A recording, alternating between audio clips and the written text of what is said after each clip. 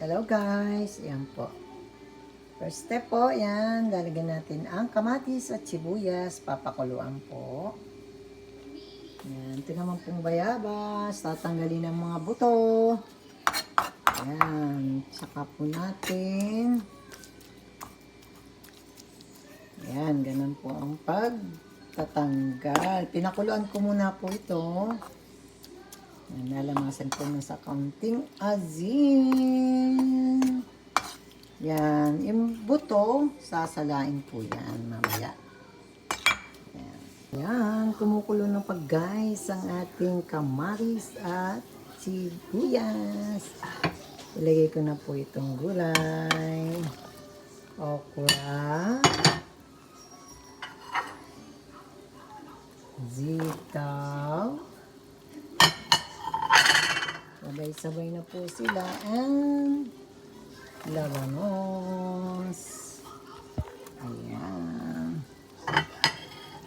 Mamaya kuhanguin natin ng pag medyo malambot na po yung gulay. Ayan. Mamaya kuhanguin natin po itong mga gulay kasi po madaling maluto ang bangos. Lalambot.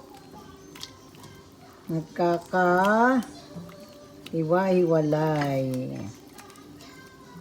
Yan. Kaya po ulit. Hello again. Yan. Kumukulo na po siya. Mga gulay. Hanguin muna natin yung mga gulay kasi lalambot. Tapos lagyan natin ang bangos. At bayabas. Yan. Ito yung mga buto sasalain natin. Ilagay ko na rin po itong bayabas na pinirot sa asin. Para lumasa. Yan. Papakuluan na lang po natin yan. Kasi halos luto na ang gulay. Kasi mas masarap po yung bangos pag nakalagay na yung bayabas. Lasang-lasa. And nor. Lagay ko na rin po yung nor. Para kapit na kapit. Sarap.